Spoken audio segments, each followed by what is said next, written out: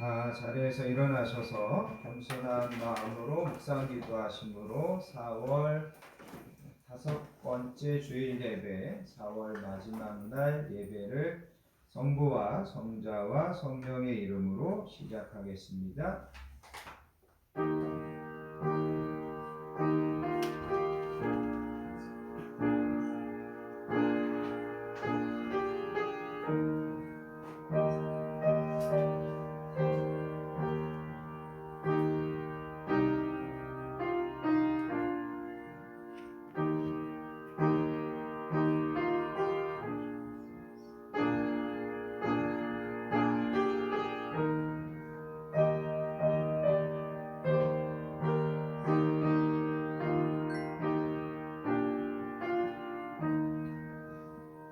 내 영혼아 여호와를 송축하라. 내 속에 있는 것들아 다 그의 거룩한 이름을 송축하라. 내 영혼아 여호와를 송축하며 그의 모든 은택을 잊지 말지어다. 그가 내 모든 죄악을 사하시며 내 모든 병을 고치시며 내 생명을 파멸해서 속량하시고 인자와 긍휼로 관을 씌우시며 좋은 것으로 내 소원을 만족하게 하사 내 청춘을 독수리같이 새롭게 하시는도다. 아멘. 거룩하시고 은혜로우신 아버지 하나님 감사합니다. 지난 한 주도 하루하루를 하나님의 보호하심과 하나님의 도우심 가운데 살게 하여 주신 것을 감사합니다. 아멘. 오늘도 우리의 발걸음과 마음을 하나님의 복된 교회로 인도하셔서 이 시간 예배하며 경배하며 하나님 앞에 나아가게 하시니 감사합니다. 아멘. 오늘은 특별히 한 달의 마지막 날을 예배로 결산하게 하시니 감사합니다.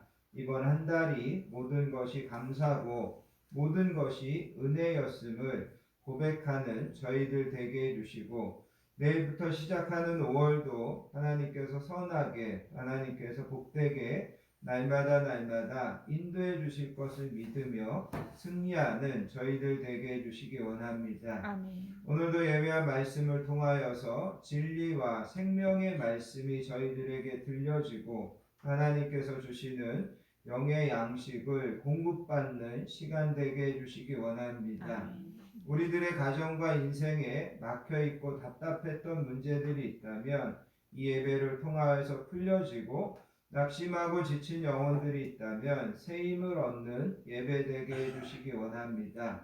영육 간의 치유와 회복의 역사가 있는 예배로 성령님께서 사용하여 주시기 원합니다. 오늘도 건강한 교회에서 드려지는 예배를 통하여 하나님 홀로 영광 거두어 주시기를 소원하오며 우리를 사랑하여 주시는 예수님의 이름으로 간절히 기도합니다. 아멘. 아멘. 다 자리에 앉으셔서 찬송가 64장 기뻐하며 경배하세 함께 찬양하시겠습니다.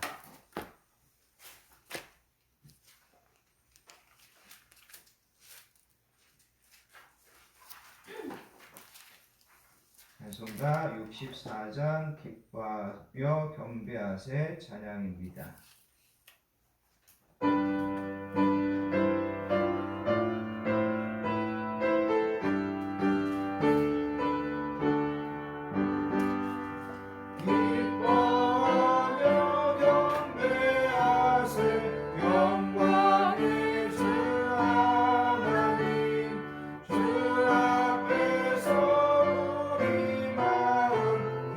피어나는 꽃 같아 죄와 슬픔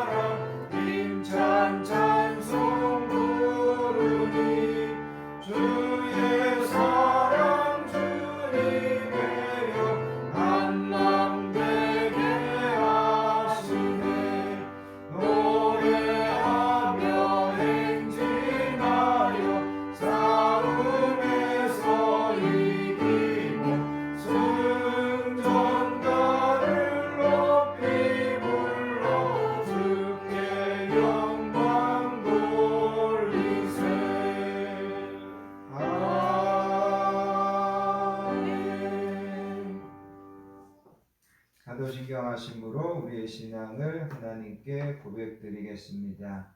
전능하사 천지를 만드신 하나님 아버지를 내가 믿사오며 그 외아들 우리 주 예수 그리스도를 믿사오니 이는 성령으로 잉태하사 동정녀 마리아에게 나시고 본디오 빌라도에게 고난을 받으사 십자가에 못 박혀 죽으시고 장사한 지 사흘 만에 죽은 자 가운데서 다시 살아나시며 하늘에 오르사 전능하신 하나님 우편에 앉아 계시다가 저리로서 산 자와 죽은 자를 심판하러 오시리라. 성령을 믿사오며 거룩한 공예와 성도가 서로 교통하는 것과 죄를 사하여 주시는 것과 몸이 다시 사는 것과 영원히 사는 것을 믿사옵나이다. 아멘. 이 시간 계속해서 하나님 앞에 참회와 고백의 기도를 드리겠습니다. 한 주간 우리의 삶을 겸손하게 뒤돌아보며 한 주도 하나님의 말씀과 하나님의 뜻을 따라 살기보다 여전히 내 생각과 내 감정과 욕심을 앞세워 살려고 했던 모습이 있다면 이 시간 회개하기를 원합니다. 삶의 모든 짐과 삶의 모든 여정을 하나님께 맡기지 못하고 내 능력과 내 지혜로 살려고 하면서 내 뜻대로 되지 않는 것들 때문에 하나님 앞에 원망하고 불평하고 또 낙심했던 모습이 있다면 그것도 이 시간 회개할 수 있기를 원합니다. 하나님은 오늘도 우리에게 은혜 주시려고 부르셨는데 행여라도 내 안에 하나님의 은혜 받는데 방해가 되고 걸림이 되는 것들이 있다면 이 시간 성령님께서 꾸짖어 주시고 이 시간 우리를 온전히 새롭게 하셔서 하나님의 은혜의 그릇에 또 은혜의 보물에 참여하는 저희들 되게 해달라고 참회와 고백의 기도로 나아가겠습니다. 사랑과 은혜가 풍성하신 아버지 하나님 감사합니다. 오늘도 저희들을 하나님의 전으로 불러주시고 이렇게 하나님 아버지 앞에 나와 참회와 고백의 기도를 드립니다. 한 주간을 또 이번 한 달을 하나님 앞에 돌아보니까 하나님의 자녀답게 성령님과 교회하며 하나님의 영광을 위하여 하나님의 나라와 의를 구하지 못하는 하나님 용서해 주시고 이 시간에도 우리 끝에서 말끝까지 부족한 것을 정량하여 주시고 하나님 온전히 하나님의 은혜에 영광에 참여하는 저희들 되도록 하나님 도와주시기 원합니다. 특별히 부족할 종에게 함께 하셔서 오늘도 예배와 말씀으로 우리 성도님들과 함께 하나님 앞에 나아가는데 부족함 없도록 인도해 주시기 원합니다. 이번 시간을 성령님께 맡기기 바라면서 사랑하여 주시는 하나님 나를 긍휼히 여겨주시고 내 안에 아버지 안에 평안과 소망을 허락하여 주셔서 다시 회복할 수 있도록 다시 출발하는 이 속에 살 수 있도록 도와주시고 아버지 사랑과 공의를 풍성하신 아버지 하나님 감사합니다. 오늘도 하나님 앞에 나와 겸손한 마음으로 참회와 고백의 기도를 드리게 하시니 감사합니다. 하나님의 뜻을 알면서도 여전히 내 생각과 내 고집을 내세웠던 것을 하나님 용서해 주시기 원합니다. 하나님의 말씀을 들어 알면서도 그대로 순종하지 못하고 하나님을 사랑한다고 하지만 입술에 그쳤던 것을 하나님 용서해 주시기 원합니다. 우리가 잠시 후면 모든 것들을 내려놓고 떠나야 될 세상인 줄 알면서도 세상에 소망을 두고 순간의 감정을 절제하지 못하며 때로는 혈기 부리며 때로는 화를 내며 살았던 것을 용서해 주시기 원합니다. 하나님께서 인도하여 주시고 하나님께서 도와주실 것을 믿지 못해서 내 생각대로 되지 않는 일들 때문에 절망하고 불신앙적인 모습으로 살았던 것을 하나님 용서해 주시기 원합니다. 오늘도 우리를 은혜 베풀려고 불러주셨는데 하나님의 그 은혜에 참여하는 저희들 되게 해주시고 하나님의 그 은혜 받고 새 힘을 얻으며 하나님 앞에 다시금 소망 가운데 일어서는 저희들 되게 해주시기 원합니다. 아멘. 이 시간에도 입술을 열어 우리의 모든 죄와 허물을 숨김없이 고백하여 사오니 저희들을 긍휼히 여겨주시고 저희들의 모든 죄와 허물을 주님의 보혈로 속량하시고 깨끗하게 새롭게 하여 주시기 원합니다. 아멘. 그런즉 이 일에 대하여 우리가 무슨 말하리요? 만일 하나님이 우리를 위하시면 누가 우리를 대적하리요? 자기 아들을 아끼지 아니하시고 우리 모든 사람을 위하여 내어주시니가 어찌 그 아들과 함께 모든 것을 은사로 주시지 아니하겠느냐? 그러므로 이제 그리스도 예수 우리 주 안에 있는 자에게는 결코 정죄함이 없느니라. 아멘. 아멘. 찬송가 368장 주 예수여 은혜를 찬양하신 다음에 김혜람 집사님 우리를 대표해서 기도 인도해 주시겠습니다. 찬송가 368장입니다.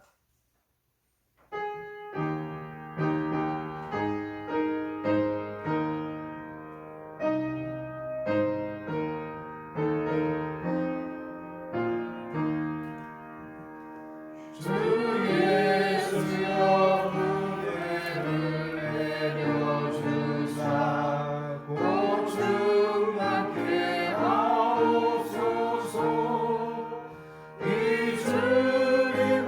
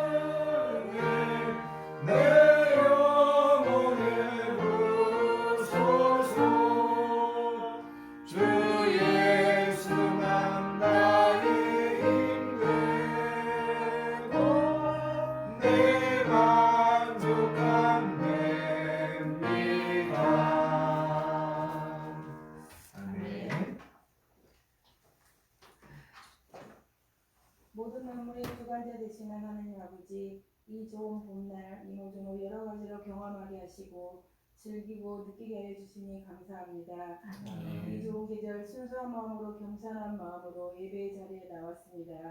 저희가 드리는 경배와 찬양 홀로 받으시고 은혜 내려 주시옵소서. 아멘. 예배의 시간에 주님의 뜻과 사랑과 은혜를 하나로 안고 돌아가는 복된 시간 되게 하옵소서. 아멘. 나만의 의지와 힘으로 아무것도 할 수 없음을 알면서도 오만과 자신감으로 넘쳐나는 일상의 연속이었음을 고백합니다.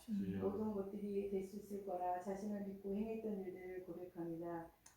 이 자리에 회개합니다. 용서하여 주시옵소서. 아멘. 매 순간 주님께 묻고 말씀 묵상하며 순종하는 자녀들이 되게 인도하여 주시옵소서. 아멘. 하나님 아버지, 이날을 복주시는 주님, 이 모든 환난 가운데서 지켜주시고 안정되게 하여 주시며 평안한 가운데 살아갈 수 있도록 도와주시옵소서. 아멘. 건강한 교회를 기억하여 주시고 이끄시는 목사님, 영문관님 피곤치 않도록 도와주시며 이 교회에 충성된 종들이 넘쳐나도록 인도하여 주시옵소서. 아멘. 헌신 봉사하며 기쁨을 서로 나눌 수 있는 귀한 교회가 되도록 도와주시옵소서. 아멘. 각각의 자리에서 최선의 노력을 다하는 우리 자녀를 지켜주시옵고 이 시간 마음을 열어 주님의 말씀을 듣게 하시고 바로 세워질 수 있도록 축복하여 주시옵소서. 아멘. 이 모든 말씀 예수님의 이름으로 기도드립니다. 아멘.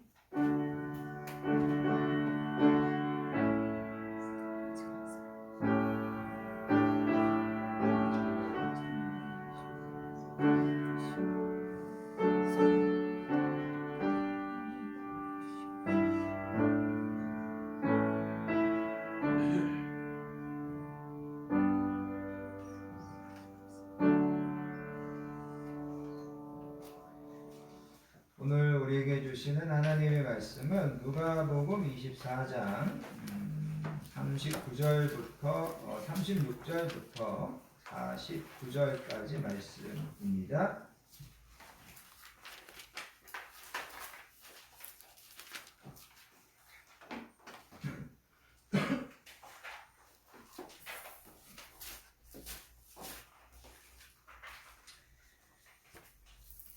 신약성경 141페이지 누가복음 24장 36절부터 49절까지 말씀.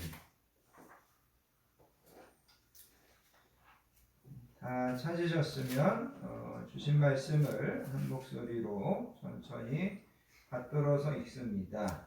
이 말을 할 때에 예수께서 친히 그들 가운데 서서 이르시되 너희에게 평강이 있을지어다 하시니 그들이 놀라고 무서워하여 그 보는 것을 영으로 생각하는지라.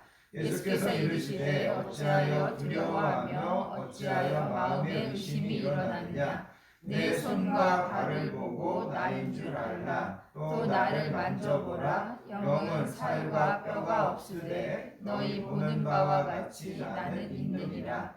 이 말씀을 하시고 손과 발을 보이시나 그들이 너무 기쁨으로 아직도 믿지 못하고 놀랍게 여길 때에 이르시되 여기 무슨 먹을 것이 있느냐 하시니 이에 구운 생선 한 토막을 드리니 받으사 그 앞에서 잡수시더라. 또 이르시되 내가 너희와 함께 있을 때에 너희에게 말한 바 곧 모세의 율법과 선지자의 글과 시편에 나를 가리켜 기록된 모든 것이 이루어져야 하리라 한 말이 이것이라 하시고 이에 그들의 마음을 열어 성경을 깨닫게 하시고 또 이르시되 이같이 그리스도가 고난을 받고 제3일에 죽은 자 가운데서 살아날 것과 또 그의 이름으로 죄사함을 받게 하는 회개가 예루살렘에서 시작하여 모든 족속에게 전파될 것이 기록되었으니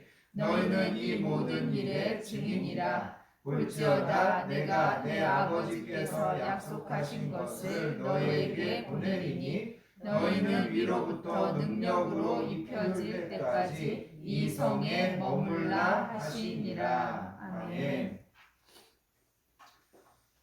예수님이 부활하신 다음에 이 땅에 40일 동안 머물러 있었습니다. 그래서 복음서 기자들을 보면 예수님이 부활하신 것으로 자신들의 책을 끝마치지 않고 부활하신 예수님 그 이후에 예수님의 행적을 기록해 놓고 있습니다.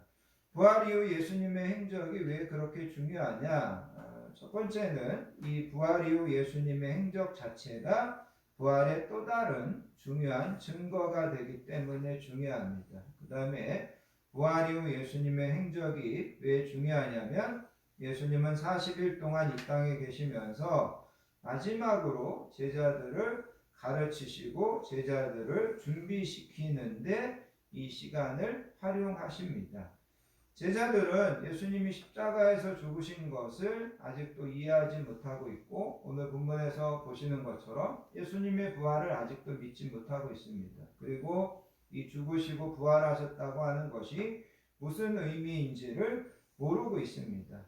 그런데 이제 예수님은 승천하시고 제자들이 나가서 이 복음을 전해야 됩니다. 그렇기 때문에 예수님은 다시 한번 제자들을 불러놓고 예수님이 십자가의 죽으심과 부활에 대하여 그것을 가르치고 그것을 깨닫게 해주십니다. 그래서 예수님은 제자들을 이렇게 다시 한번 이 복음을 위하여 증인으로 준비시키는 시간으로 이 부활 후 40일을 활용하셨습니다. 오늘은 누가가 들려주는 부활 이후 예수님의 행적을 함께 살펴보면서 몇 가지 은혜를 좀 나눌 수 있기를 원합니다. 먼저 여러분 36절을 보시면 이 말을 할 때에 예수께서 친히 그들 가운데 서서 이르시되, 그래서 여기에 보면 제자들이 함께 모여서 이야기를 하고 있을 때 부활하신 예수님이 나타나셨습니다.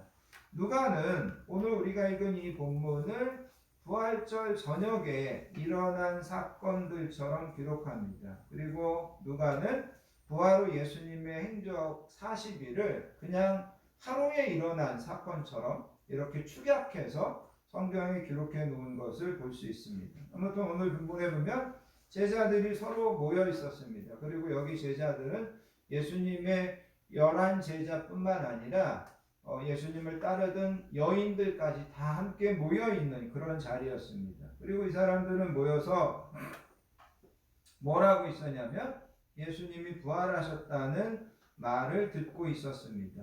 오늘 우리가 읽은 이 본문에서 조금 더 올라가 보면 엠마오로 내려가던 두 제자의 이야기가 나옵니다. 그런데 엠마오로 내려가던 두 제자가 여행 중에 한 동행인을 만나게 되고 나중에 그 동행인이 부활하신 예수님이라는 것을 알게 됩니다. 그래서 엠마오로 내려가던 두 제자가 그때가 이미 날이 저물었었는데 그 시간에 바로 에루살렘으로 돌아오게 됩니다. 그리고 에루살렘에 돌아와서 제자들이 모여 있는데 찾아가가지고 자기들이 엠마오로 가던 길에 예수님을 만났다, 부활하신 예수님을 보았다, 이렇게 이야기하고 있었습니다. 그렇게 제자들과 이 엠마오에서 돌아온 제자들이 서로 부활하신 예수님에 대한 이야기를 하고 있을 때 그들 중에 예수님께서 나타나신 겁니다. 오늘 본문 36절이 그렇게 시작됩니다.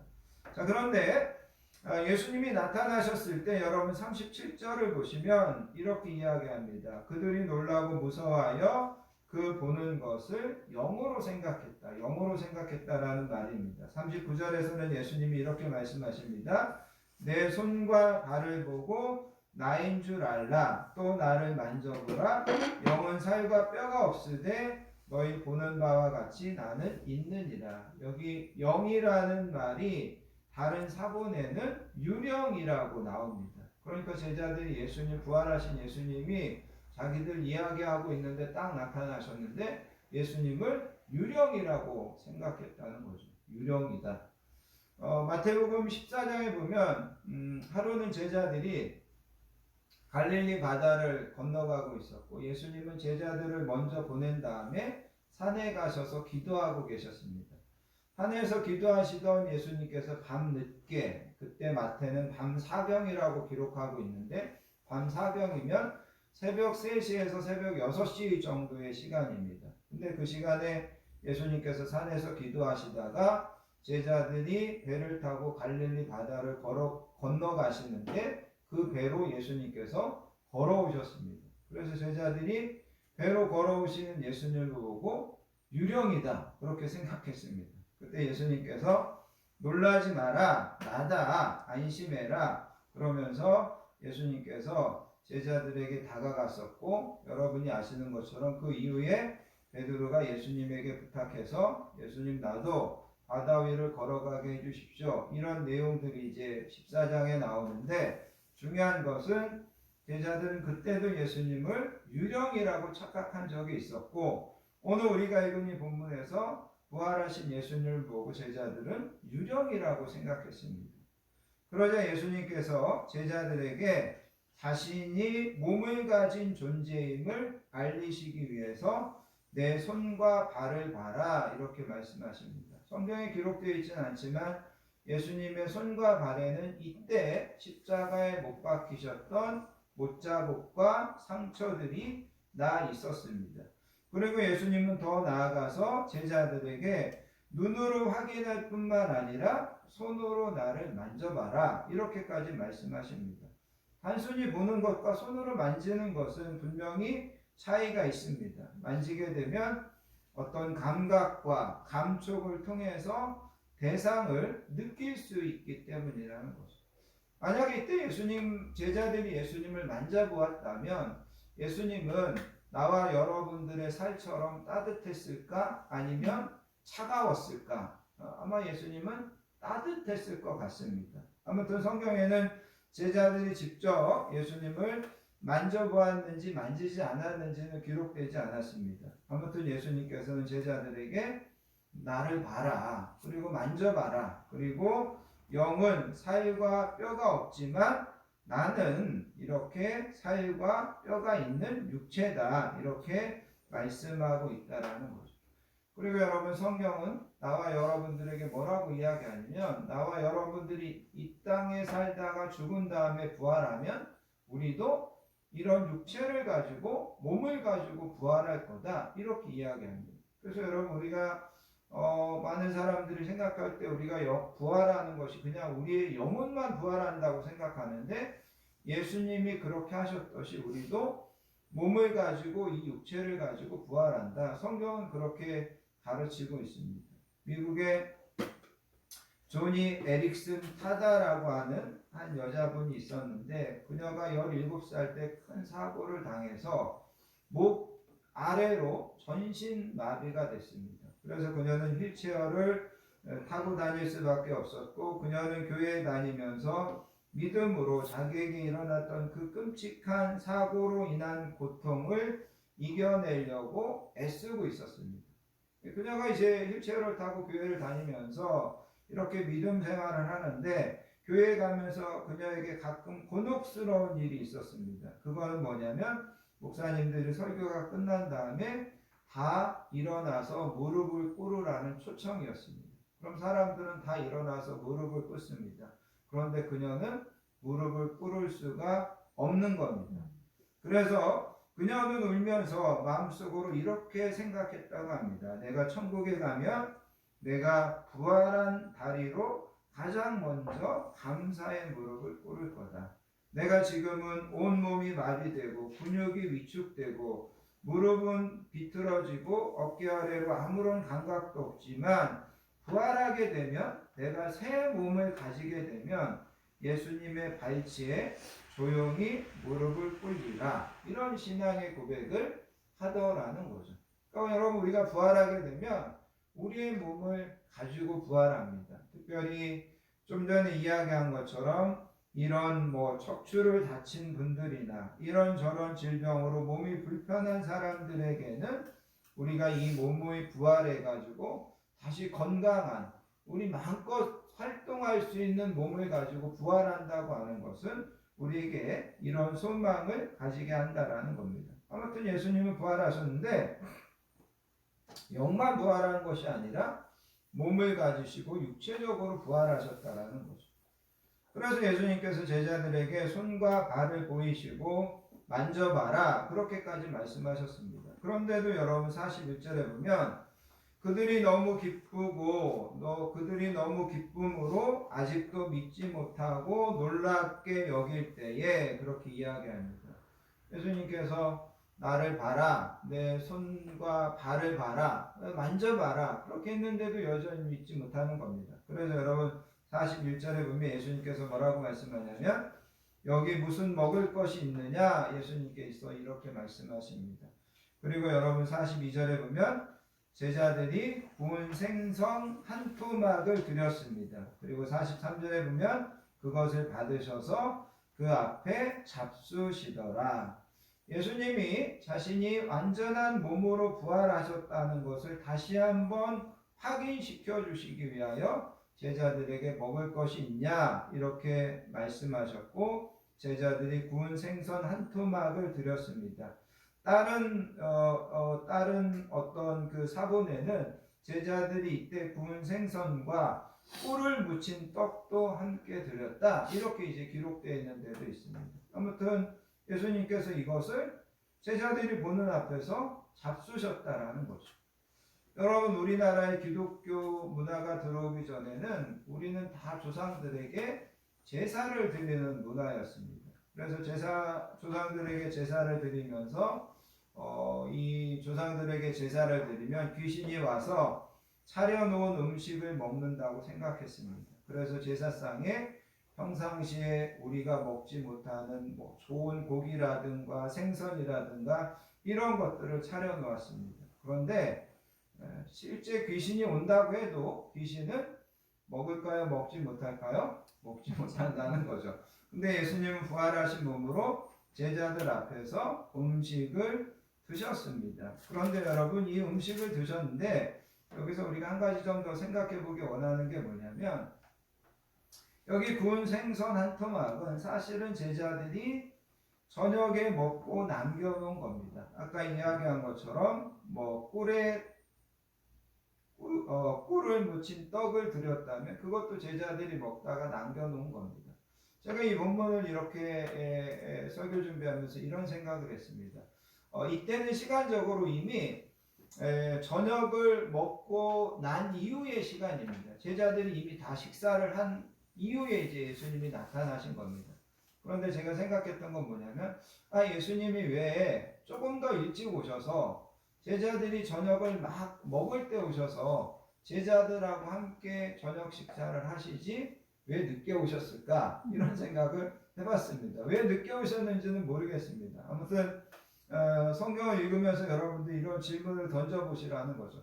왜 예수님이 늦게 오셨을까? 그리고 왜 제자들이 남기신 이거 구운 생선 한 토막, 꿀에 묻힌 떡 이런 것을 드셨을까? 이런 것을 생각해 보자라는 거죠. 그런데 여기서 제가 강조하고 싶은 것은 뭐냐면, 예수님은 제자들에게 특별한 것을 달라고 요청하는 것이 아니었습니다. 제자들이 먹던 음식, 제자들이 남긴 음식, 그거를 예수님께서 지금 먹으셨다라는 거죠. 그래서 우리가 이거를 통해서 깨달아야 되는 것이 뭐냐면, 우리가 같은 식탁에서 같은 음식을 먹는다고 하는 것이 우리에게 얼마나 큰 유대감을 주는지를 우리가 확인하셔야 된다는 겁니다. 제가 지지난주에 그 가정교회 세미나에 갔다 왔는데, 그 가정교회에서는 각 목장마다 매주 한 집에 모여서 함께 식사를 합니다. 요즘같이 개인의 사생활이 존중되고 자기 집이나 자기의 삶을 오픈하는 것을 싫어하는 사람들에게는 뭐 일주일에 한 번 다른 사람들하고 집에 모여서 같이 식사를 한다는 게 여간 불편한 일이 아닐 수 없습니다. 그러나 그렇게 함께 모여서 같은 것을 먹는다고 할 때 먹어야만 우리가 진짜 그리스도 안에서 한 형제 자매고 한 몸의 지체이고 한 공동체라고 하는 그런 의식이 발휘된다라는 겁니다. 옛날로 하면 주인과 종은, 주인과 하인은 같은 상에서 같은 음식을 먹지 않았습니다. 주인이 먹는 것과 하인이 먹는 것은 완전히 달랐습니다. 그런데 오늘 이 본문의 말씀을 통하여서 우리가 기억해야 되는 것은, 부활하신 예수님은 신령한 몸을 가지신 신령한 존재이지만 그분은 낯선 분이 아니라 십자가를 지시기 전에 제자들과 같이 같은 음식을 먹고 같이 잠을 자고 같은 것을 공유했던 그 예수님이 부활하신 예수님과 연결되는 겁니다. 아, 예수님은 부활하시기 전에 이런 예수님이었는데 부활하시고 오셨는데 그 예수님은 그 똑같은 예수님이라는 거죠. 우리하고 똑같은 거 드시고 우리하고 똑같은 것을 공유하시고 우리와 똑같은 것을 함께 나누시고 이야기하시고 그런 예수님. 그런 면에서 오늘 이 본문에서 예수님이 제자들이 먹다 남긴 그 똑같은 구운 생선 한 토막 그 마른 떡 한 조각 이거를 같이 먹었다고 하는 것이 중요한 의미가 담겨져 있다는 겁니다. 예수님이 그렇게 음식을 다 드시고 난 다음에 여러분 44절을 보시기 바랍니다. 44절에 보면 또 이르시되 내가 너희와 함께 있을 때에 너희에게 말한 바. 그래서 여기 보면 내가 너희와 함께 있을 때 너희에게 말한 바라고 이야기합니다. 이 말은 뭐냐면 예수님께서 십자가를 지시기 전에 내가 너희들에게 말한 것이 있지 않냐 이런 뜻입니다. 그리고 그 구체적인 내용을 우리가 누가복음 18장 31절 이하에 가서 찾아보면 나옵니다. 그때 예수님께서 제자들을 불러놓고 제자들에게 이렇게 말씀하셨습니다. 얘들아, 우리가 예루살렘에 올라가는데 예루살렘에 올라가면 선지자를 통하여 기록된 모든 것이 인자에게 응할 거다. 인자가 이방인에게 넘겨져 희롱을 당하고 능욕을 당하고 침뱉음을 당하겠으며 그들은 채찍질하고 그를 죽일 것이나 그는 3일 만에 살아나리라. 예수님께서 그렇게 말씀하셨습니다. 그리고 그 다음에 성경은 뭐라고 이야기하냐면 제자들이 이것을 하나도 깨닫지 못하였으니 그 말씀이 감추었으므로 그들이 그 이르신 바를 알지 못하더라. 그래서 누가복음 18장에서 예수님께서 제자들에게 내가 예루살렘에 올라가서 핍박을 당하고 십자가에서 죽을 거고 3일 만에 부활할 거다 그랬는데 제자들은 하나도 깨닫지 못하고 있었습니다. 왜냐하면 하나님의 말씀이 그때 감추어져 있었다. 그렇게 성경은 기록하고 있습니다. 그리고 지금 부활하신 예수님께서 다시 44절에서 그 이야기를 하는 겁니다. 얘들아, 내가 그때 너희들에게 내가 이렇게 죽고 3일 만에 살아나야 할 거라고 너네들에게 말하지 않았냐? 그런데 그 이야기가 이제 다 성취된 거다. 예수님께서 그렇게 말씀하고 있다라는 겁니다. 그러면서 예수님은 내가 십자가에서 죽고 내가 부활한 것 그것이 모세의 율법과 선지자들의 글과 시편에 기록된 나에 대한 말씀이 하나도 빠짐없이 성취된 것이란다. 이렇게 자신의 부활을 제자들에게 설명해 주고 계시더라는 거죠. 그래서 나에 대한 부활이 좀 전에 이야기한 것처럼 모세의 율법과 선지자들의 글과 시편에 기록된 것을 다 성취한 거다. 이렇게 이야기합니다. 그러면서 여러분 또 한 가지 중요한 것이 뭐냐면 47절 말씀입니다. 47절에 보면 또 그의 이름으로 죄사함을 받게 하는 회개가 예루살렘에서 시작되어 모든 족속에게 전파될 것이다. 그렇게 이야기합니다. 그래서 여기에 보면 죄사함을 받게 하는 회개라고 이야기합니다. 이 말은 우리가 예수님의 이름으로 회개하고 예수님을 믿을 때 죄사함을 얻게 된다라는 말입니다. 그리고 우리가 예수님께서 우리의 죄를 대속하여 주셨고 십자가에서 죽으시고 부활하신 것을 믿을 때 우리는 누구나 죄사함을 받는다는 하나님의 약속이고 선포라는 겁니다. 그래서 여러분, 나와 여러분들이 이 땅에서 죄사함의 길이 있다. 죄사함을 받을 수 있는 길이 있대. 죄사함을 받을 수 있는 방법이 있대. 그것만으로도 어떻게 본다면 되게 놀라운 소식이라는 거죠. 여러분, 여러분들이 지금까지 지은 모든 죄를 용서받을 수 있는 길이 있대. 사람들에게 그렇게 이야기하는 사람들은 그런 길이 있어? 그런 방법이 있어? 그렇게 놀랄 것입니다. 지금 이 본문에서 이야기하는 것은 그겁니다. 그런데 예수님은 우리가 죄사함을 받을 수 있는 길이 있다고 이야기할 뿐만 아니라 예수님이 이미 십자가에서 그걸 다 이루어 놓으시고 우리가 회개하고 그거를 믿기만 하면 너희는 죄사함을 받는다. 이거를 지금 예수님께서 말씀하고 있는 겁니다. 그래서 여러분 예수님께서 여기 본문에서 제자들에게 이야기하는 것은 두 가지입니다. 이 부활은 모세의 율법과 선지자들의 글과 시편에 기록된 것을 내가 다 성취한 거다. 그리고 너네가 회개하고 내가 이룬 이 모든 것을 그대로 믿으면 너희는 다 죄사함을 받는다. 예수님께서 이렇게 말씀하신 겁니다. 그리고 여러분 45절에 보면 예수님이 이렇게 이야기합니다. 이에 그들의 마음을 열어 성경을 깨닫게 하시고 제자들의 마음을 열어서 그 성경의 모든 말씀을 깨닫게 했습니다. 아까 말씀드린 것처럼 그때는 말씀이 감추어져 있었는데 이제는 예수님께서 그 감추어진 것을 열어서 또 제자들의 마음을 깨닫게 하셔서 이 모든 것을 이해하게 하셨다라는 겁니다. 사랑하는 성도 여러분, 이 시간에 성령님께서 저와 여러분들의 마음도 여시고 또 나와 여러분들에게도 오늘 듣는 이 예수님의 부활의 말씀 또 죄사함의 선포가 그대로 깨달아지고 그대로 믿어질 수 있기를 축복합니다. 아멘. 그래서 성령님께서 제자들의 마음의 문을 열어서 예수님의 이 말씀이 깨달아지는 겁니다. 믿어지게 해주시는 겁니다. 우리도 마찬가지라는 거죠. 예수님의 부활도 믿어지고 죄사함의 선포도 우리에게 믿어져야 된다라는 거죠.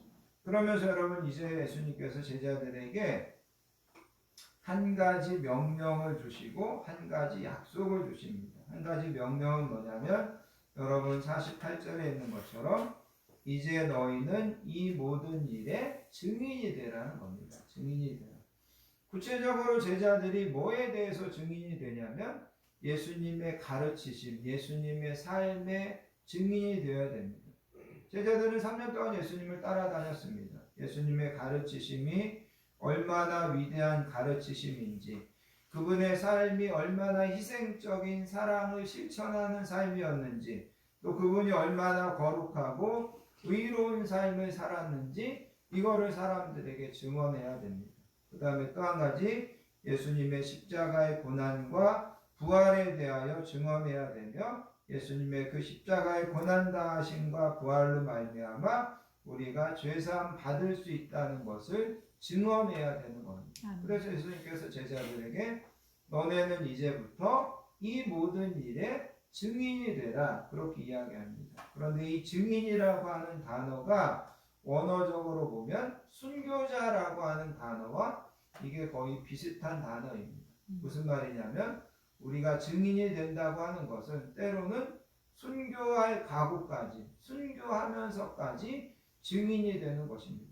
나는 본 것을, 나는 아는 것을, 나는 들은 것을 말하지 않을 수 없습니다. 그러면서 순교하는 자리에까지 가면서까지 예수님의 증인이 되는 것입니다. 그러면서 여러분 예수님께서 또 한 가지를 이제는 약속하십니다. 그게 뭐냐면 49절에 보면 성령님을 약속하시는 겁니다. 그래서 내가 내 아버지께 약속하신 것을 너희에게 보내리니 너희는 위로부터 능력으로 입히울 때까지 이 성에 머물라 그렇게 말씀하십니다. 그래서 예수님께서 제자들에게 너네가 증인이 돼야 되는데 증인이 되기 전에 너네들에게 한 가지 꼭 필요한 것이 있다. 성령님이 오셔서 너희들에게 능력을 주셔야 된다. 이 성령님에 대한 이야기는 우리가 5월달 성령 강림절에 제가 좀 더 구체적으로 이야기할 겁니다. 아무튼 예수님께서 제자들에게 너네는 증인이 되어야 된다. 내가 너희들에게 성령님을 보내주겠다. 그리고 증인이 되기 위해서 반드시 성령님의 능력을 받아야 되고 성령님과 함께 나가야 된다. 이렇게 말씀하셨다는 거죠. 자, 이제 오늘 말씀에 이제 결론을 좀 맺어보기 원합니다. 지난 시간에 마가는 예수님의 부활의 이후의 행적을 기록하면서 마가가 가장 강조했던 단어는 믿음이었습니다. 그래서 부활하신 예수님께서 나타나셔서 제자들의 믿음 없는 것을 꾸짖으셨습니다. 그죠? 꾸짖고 야단치시고. 그래서 지난주 마가의 분위기는 부활하신 예수님과 제자들의 만남이 제자들이 좀 혼나고 제자들이 좀 꾸중 듣고 그러는 분위기였습니다.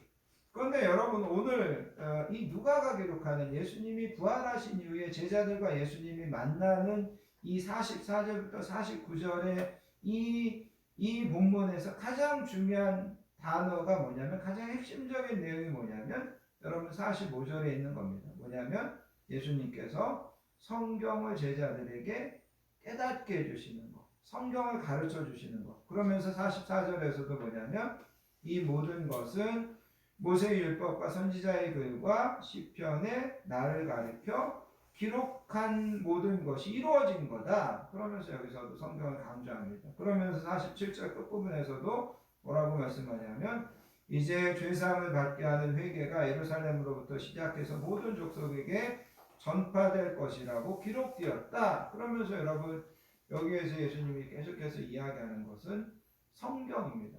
성경에 이렇게 예언된 게 성취된 거다. 내가 이 성경을 깨닫고 이 성경을 믿어야 된다. 그러면서 예수님은 자신의 부활을, 예수님의 부활을 말씀대로, 그 다음에 성경대로, 그 다음에 성경의 예언의 성취로 이 부활을 설명하고 있다는 것. 이사야서 34장 16절에 보면 이사야 선지자가 이런 말씀을 합니다. 너희는 여호와의 책에서 찾아 읽어보라. 이것들 가운데 빠진 것이 하나도 없고 제짝이 없는 것이 없으리니 이는 여호와의 입이 이를 명령하였고 그의 영이 이것들을 모으셨습니다. 그래서 이사야 선지자가 뭐라고 이야기해요? 여러분들이 성경을 좀 잘 찾아서 읽어보십시오. 그러면 성경은 그 가운데 빠진 것이 하나도 없고 짝이 없는 것이 하나도 없는 것을 발견할 겁니다. 이사야 선지자가 그렇게 이야기했습니다. 그런데 여기 빠진 것이 하나도 없다라는 말은 어떤 말이냐면 이사야 선지자가 내가 이 성경에 예언해 놓은 것이 나중에 여러분들이 몇백 년 후에 여러분들이 이 이사야서를 읽어보면서 그 예언의 말씀이 실제 일어났는지 일어나지 않았는지 자신이 예언한 것을 확인해 보면 빠진 것이 하나도 없을 거다. 그렇게 이야기하는 겁니다. 그 다음에 짝이 없는 것이 하나도 없을 거다라는 말은 어떤 말이냐면 구약에 예언되어 있으면 신약에 그것이 성취된 것으로 짝을 이룬다라는 것입니다. 예수님이 어디에서 태어나실 겁니다? 예수님은 베들레헴에서 태어나셨습니다. 예수님이 십자가에서 죽으실 겁니다. 예수님은 곧 갈보리 언덕의 십자가에서 죽으셨습니다. 이렇게 구약의 예언과 신약의 성취가 다 짝을 이룬다라는 겁니다. 그래서 오늘 본문의 말씀을 통하여서 우리가 마지막으로 생각해야 되는 것은 바로 뭐냐면 우리는 예수님의 부활을 모든 것들을 떠나서 성경대로 말씀대로 이것이 성취된 것이다. 이렇게 우리가 분명히 믿으시면 그것이 최고의 믿음이라는 겁니다. 아멘. 부활이 유령이다. 부활이 실제 있었을까? 부활이 어떻게 가능해? 이거 다 내려놓고 성경에 그렇게 예언되어 있어. 성경에 그렇게 기록되어 있어. 그러니까 나는 부활을 성경대로 믿어. 성경이 부활을 통하여서 우리가 죄사함을 받는다고 선언하고 있어. 그러므로 나는 부활을 통하여 모든 죄가 사함받았다는 것을 확신해. 이게 예수님께서 우리에게 가장 원하시는 믿음이라는 것을 여러분 기억하시고 성경대로 예수님의 부활을 믿으시고 성경대로 부활을 통한 죄사함을 확신하시는 저와 여러분들 되시기를 예수님의 이름으로 축복합니다. 아멘. 기도하겠습니다. 하나님 아버지 감사합니다. 오늘도 저희들을 하나님의 전으로 불러주시고 또 계속해서 예수님의 부활에 대한 말씀을 듣게 하여 주시니 감사합니다. 아멘. 예수님의 부활이 성경에 예언되어 있는 것이고 예수님의 부활을 통하여서 우리가 죄사함의 하나님의 선포, 죄사함의 하나님의 약속이 그 안에 담겨져 있다는 말씀을 듣습니다. 예수님의 부활을 오늘 제자들의 마음을 열어 깨닫게 해주셨던 것처럼 성령님께서 우리 성도님들의 마음을 열으셔서 이 부활이 정말 하나도 빠짐없이 가감없이 그대로 믿어지는 역사가 우리 성도님들에게 있게 해주시고 그 부활을 통하여 약속하신 죄사함을 우리가 분명히 믿으며 신앙생활하도록 할 수 있도록 이끌어 주시기 원합니다. 아멘. 우리에게 부활의 복음을 듣게 하셨사오니 이제 우리도 제자들처럼 이 부활의 복음에 증인되는 사명도 또한 감당할 수 있도록 도와주시기 원합니다. 아멘. 감사드리며 사랑 많으신 예수님의 이름으로 간절히 기도합니다. 아멘. 찬송가 505장 온 세상 위하여 찬양하시면서 준비하신 예물 하나님 앞에 드리도록 하겠습니다.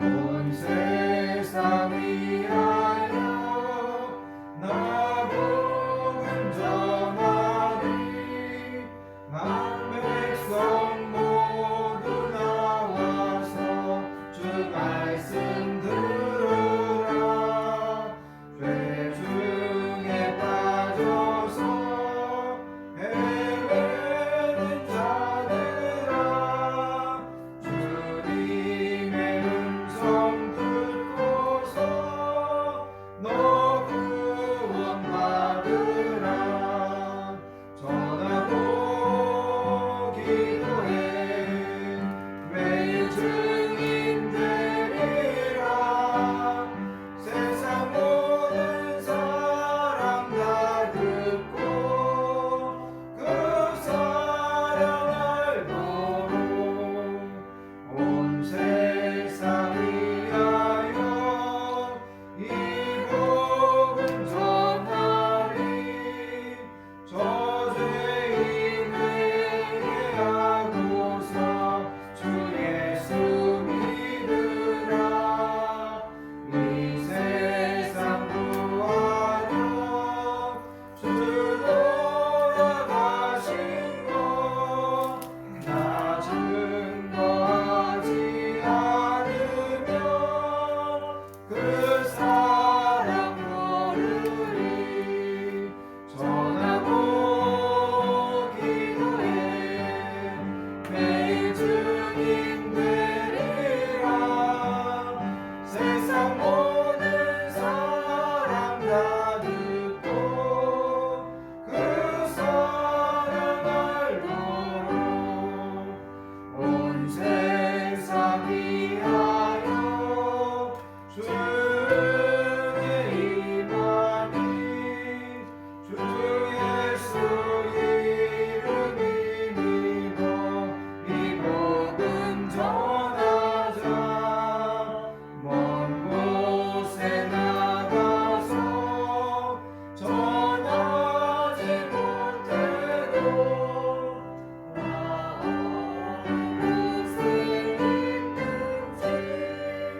늘 기도 힘쓰리 전하고 기도해 매일 증인 되리라 세상 모든 사람 다 듣고 그 사랑을 도록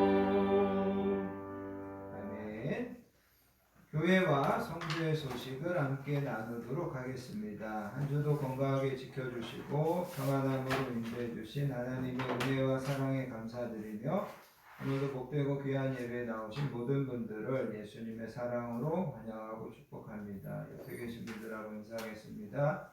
사랑합니다. 사랑합니다. 축복합니다. 사랑합니다. 축복합니다. 영상으로 예배 드리시는 분들도 사랑하고 환영하고 축복합니다. 오늘이 4월 마지막 날입니다. 이번 한 달을 모든 것이 은혜고 모든 것이 감사였습니다라고 이 예배를 통하여서 결산하시고 또 내일부터 시작하는 5월도 하나님께서 선하게 인도하시고 또 형통하심의 복으로 우리 교회와 우리 성도님들의 가정과 자녀들 위해 날마다 함께 하시는 복된 한 달이 되시기를 바랍니다. 아멘. 다음 주, 그 다음 주 기도 맡으신 분들 잘 준비해 주시면 감사하겠습니다. 다 자리에서 일어나셔서요. 여러분들 주보에 있는 주만 바라볼지라 찬양하시고 드려진 예물을 위하여 축복 기도한 후에 축도로서 모든 예배를 마치겠습니다.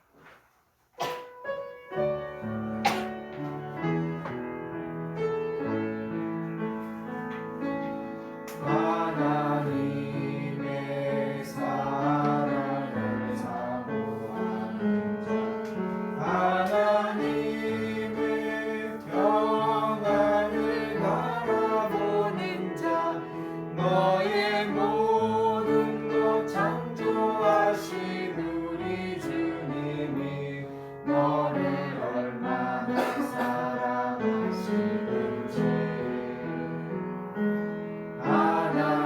하나님께 찬양과 경배하는 자 하나님의 선하심을 닮아가는 자 너의 모든 것 창조하신 우리 주님이 너를 자녀 삼으셨네. 하나님 사랑의 눈으로 너를 어느 때나 바라보시고 하나님은 참 귀로써 언제나 너에게 기울이시니 어두움에 밝은 빛을 비춰주시고 너의 작은 신음에도 응답하시니 너는 어느 곳에 있든지 주를 향하고 주만 바라볼지라 주만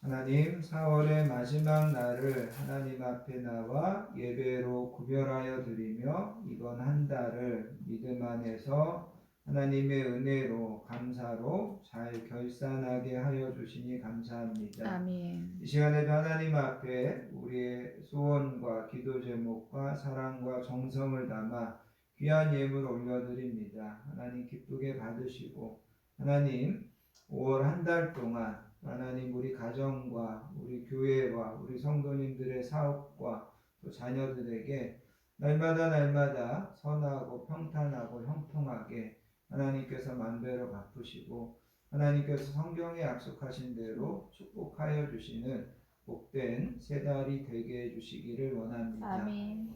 이제는 우리 주 예수 그리스도의 크신 은혜와 성부 하나님의 극진하신 사랑과 성령님의 내주하심, 충만하심의 축복이 오늘도 주신 말씀처럼 예수님의 부활을 그 성경 그대로 믿으며 그 부활을 통하여서 죄사함의 약속, 죄사함의 선포를 확신하며 날마다 이 신앙과 이 고백 가운데 승리하는 삶을 살기로 결단하는 사랑하는 모든 성도님들 머리머리 위에와 그의 가정과 자녀들 위해 우리 건강한 교회 위해 이 나라의 민족 위해 이제로부터 영원토록 함께 하시옵기를 간절히 축원하옵나이다. 아멘. 아멘.